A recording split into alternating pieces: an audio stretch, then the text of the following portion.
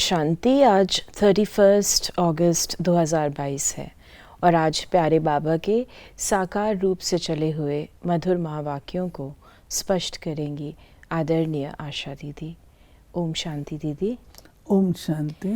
बाबा ने कहा, मीठे बच्चे, सवेरे सवेरे उठ बाप को प्यार से याद करो तो पत्थर बुद्धि से पारस बुद्धि बन जाएंगे। यानी देखिए, ये बाबा हम बच्चों को मेथड बता रहे हैं। हम पत्थर बुद्धि बन गए थे। पत्थर बुद्धि माना ना समझ हो गए थे, राइट बातें समझ में नहीं आती थी। तो बाबा ने जब हम बच्चों को ज्ञान दिया तो उसके बाद फिर जो है हमारी बुद्धि का परिवर्तन होना शुरू होता है। तो वो बाबा कहते हैं तुम्हारा पक्का तब होगा जब तुम मुझे याद करोगे। और याद करने का समय बाबा ने कहा अमृत वेले याद करो तो ये सारे काम होंगे। प्रश्न है, 21 जन्मों के लिए मालामाल बनने का साधन क्या है? अविनाशी ज्ञान रत्नों का दान करो तो मालामाल बन जाएंगे, क्योंकि ये एक एक ज्ञान रत्न लाखों रुपयों का है। जितना जो दान करेगा, बाप की याद में रहेगा, उतना उसे खुशी का पारा चढ़ा रहेगा। क्यों बाबा कहते हैं एक एक रतन लाखों रुपए का है? क्योंकि जिसके जीवन में ये रतन सेट हो जाता है, आप ज्ञान देते हैं, उसके जीवन में वो रतन सेट हो जाता है, उसका जीवन बदलता है, तो कितनी सेविंग वैसे भी हो जाती है। इसलिए बाबा कहते हैं कि मालामाल बनने का साधन है ये अविनाशी ज्ञान रत्नों का दान करना, क्योंकि मनी वाइज भी हम अच्छे हो जाते हैं और वैसे भी आत्मा में हमारी भरपूरता आ जाती है।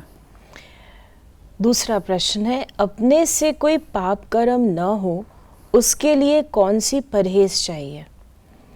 अन्न की बहुत परहेज चाहिए। पाप आत्मा का अन्न अंदर जाने से उसका असर पड़ता है। हर एक के सर्कमस्टांस देख बाप राय देते हैं। ओम शांति। बाबा ने कहा, कौन बैठे हैं, कौन आया?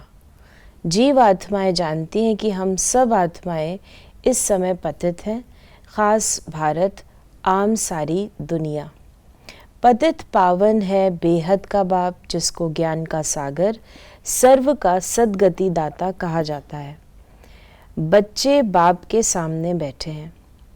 बच्चों को कहाँ से पहचान मिली? पतित पावन बाप द्वारा।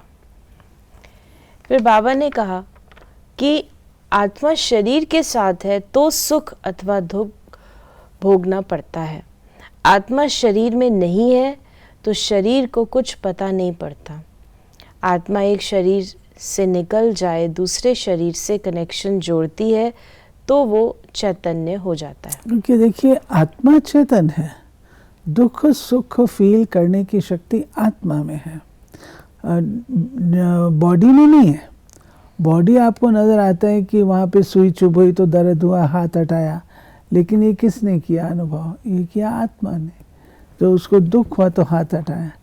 आप मुर्दे को काट लेते हो, मार लेते हो, जला देते हो, उसको कुछ भी नहीं होता। तो ये सिद्ध करता है कि शरीर पे कुछ नहीं होता है, परंतु आत्मा पे होता है। तुम बच्चे जानते हो, हम फिर से 5000 वर्ष बाद आकर मिले हैं। पहचाना है कि कैसे बाप हमको पावन बनाते हैं। आत्मा के पतित होने से शरीर भी पतित हुआ है, अब फिर पावन बनना है। हम आत्माएं मूल वतन में पावन थीं, ऐसे ऐसे अपने से बातें करना है, विचार सागर मंथन करना है। ये होता है, दिमाग खाली हम लोगों का रहता है तो इधर उधर की बातें आती हैं। तो बाबा कहते हैं अगर आप अपने माइंड को इंगेज करोगे, अपने आप से बातें करोगे, तो आपको स्पष्टीकरण भी होगा, क्लैरिटी भी आएगी। तुम हो ऑलराउंडर, इसलिए पहले पहले तुमको ज्ञान मिला है। जानते हो शिव बाबा प्रजापिता ब्रह्मा द्वारा ब्राह्मणों की रचना रचते हैं। बाबा कहते हैं तुम जीव आत्माओं को शूद्र वरण से ब्राह्मण वरण में लाया है। शूद्र से अब तुम ब्राह्मण ब्रह्मामुख वंशावली बने हो। क्यों? वर्षा लेने, ब्रह्मा मुख वंशावली सिर्फ संगम पर ही बनते हैं। फिर बाबा ने कहा कि गीता में 2 बार ये महावाक्य हैं कि मन मना भव। हे बच्चे, दे अभिमान छोड़ो, बाप को याद करो। वो है अथॉरिटी, तुमको सभी शास्त्रों का सार, सृष्टि के आदि मध्य अंत का नॉलेज समझाया है। तुम जितना मुझे याद करेंगे उतना तुम्हारी आत्मा पवित्र होती जाएगी और कोई उपाय नहीं है। पत्थर बुद्धि को पारस बनना है, गंगा स्नान से पावन नहीं बनेंगे। फिर बाबा ने कहा कि तो पहले सवेरे सवेरे इस ख्यालात में बैठना है। कहते हैं ना, राम सिमर प्रभात मोरे मन। आत्मा कहती है, हे मेरी बुद्धि, अब बाप को याद करो। बुद्धि का योग बाप से लगाना है। अब जितना जो लगाएंगे उतना पत्थर से पारस बुद्धि बनते जाएंगे। फिर बाबा ने कहा कि जैसे बाबा ने कहा ये जैसे डॉक्टर लोग ऐसी दवाइयाँ देते हैं जो थोड़ा अंदर ही अंदर ख़त्म हो जाता है, तो बाप कहते हैं तुमको भी मुख से कुछ नहीं कहना नहीं है, हाथ पांव से कुछ करना नहीं है, सिर्फ बुद्धि से याद करना है। अंदर अंदर ख़त्म करने का बाबा ने मिसाल दिया है कि वो भी तो दवाई से ही होता है ना। तो बुद्धि भी क्या करेगी, मनन चिंतन करेगी, तो वो अंदर ही अंदर उस चीज़ को समाप्त कर देगी। ये है ब्रह्मा मुख। ये बाबा ने जो कहा ना, तुमको मुख से कुछ नहीं कहना। तो कई लोग सोचते हैं राम नाम जपो इतने 1000 बार तो आपका ये पाप खत्म हो जाएगा, इतने बार ये करो तो हो जाएगा। तो मुख से करने से कुछ नहीं होता है। मन से, बुद्धि से आप अंदर अंदर उसको रियलाइज करके, अंडरस्टैंड करके ख़त्म कर सकते हैं। मतलब ये गिनती की बात नहीं है, लेकिन रियलाइजेशन। ये है ब्रह्मा मुख। गौ मुख कहते हैं ना, गौ जानवर नहीं है, ये गौ माता ठहरी ना। इस गौ मुख से सुनाते हैं। मंदिरों में फिर वो गौ मुख दे दिया है, उनके मुख से पानी बहता है, उसको समझते हैं गौमुख। गंगा का जल समझते हैं। अभी तुम जानते हो ये ज्ञान बाप इन द्वारा दे रहे हैं, ये गौ माता हुई ना। फिर बाबा ने कहा कि गंगा पर भी मंदिर हैं जहाँ देवता की मूर्ति है। इन देवताओं में तो ज्ञान नहीं है, ज्ञान तुमको मिलता है जिससे कि तुम देवता बनते हो। देवताओं को ज्ञानी नहीं कहेंगे।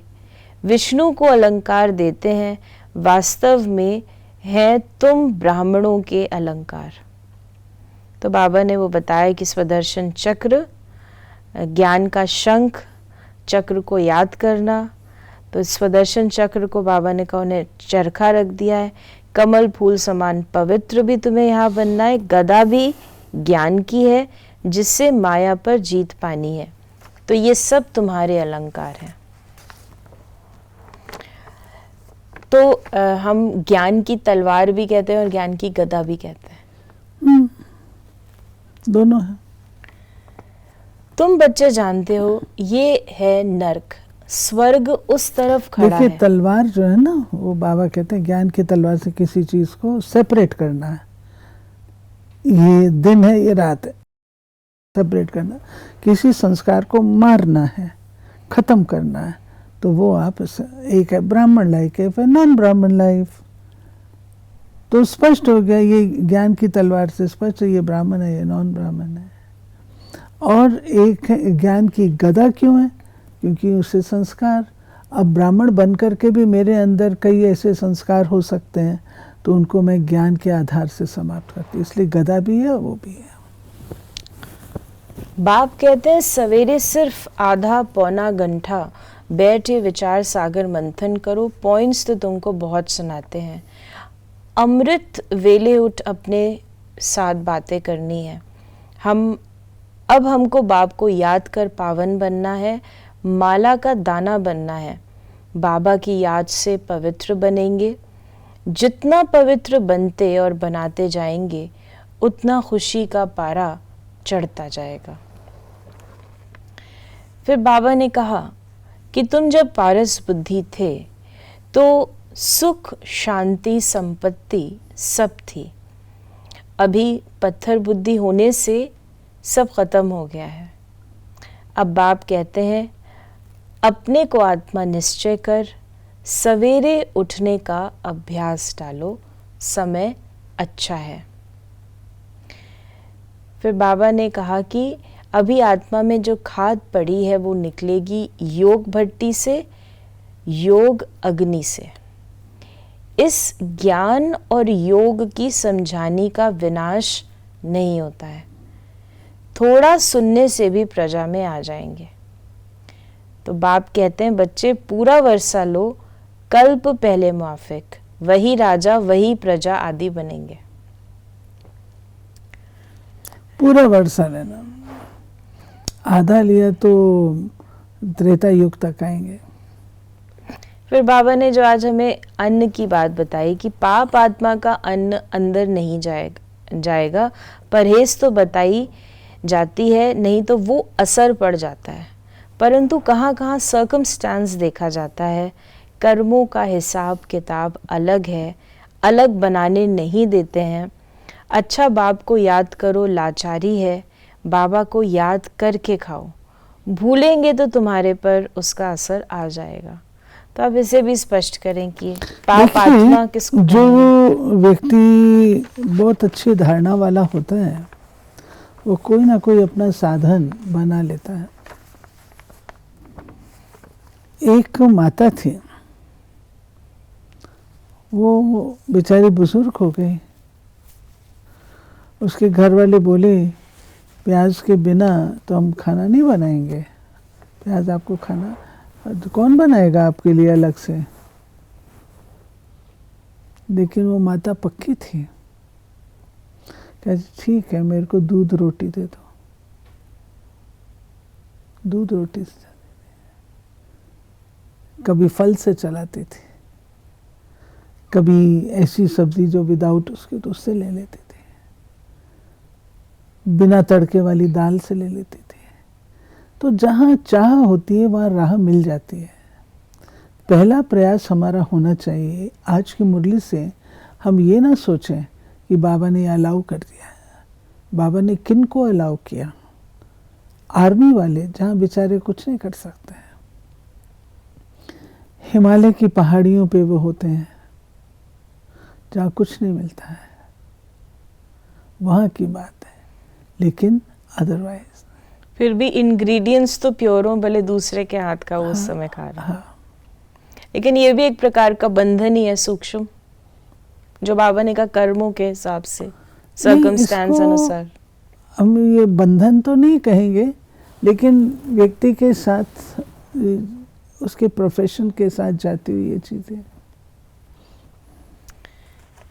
फिर आज बाबा ने हम बच्चों को वरदान दिया है, चारों ही सब्जेक्ट में हर रोज़ कोई ना कोई नवीनता का अनुभव करने वाले तीव्र पुरुषार्थी भव। ज्ञान में नवीनता का अर्थ है समझदार बनकर चलना, अर्थात जो अपने में कमी है उसे ख़त्म करना।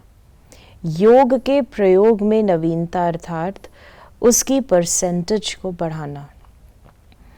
ऐसे ही चारों सब्जेक्ट में स्व की प्रगति में नवीनता, विधि में नवीनता, प्रयोग में नवीनता, सेवा में नवीनता, औरों को सहज योगी बनाने व परसेंटेज बढ़ाने में नवीनता का अनुभव करना माना तीव्र पुरुषार्थी बनना। इससे ही समीपता का अनुभव करेंगे। बहुत अच्छी परिभाषा बाबा ने दी तीव्र पुरुषार्थी की। तीव्र पुरुषार्थी माना जो हर सब्जेक्ट में नवीनता का अनुभव करें। और स्लोगन है प्योरिटी की अथॉरिटी ही सबसे बड़ी पर्सनालिटी है। तो ये थे बाबा के आज के मधुर महावाक्यों का स्पष्टीकरण।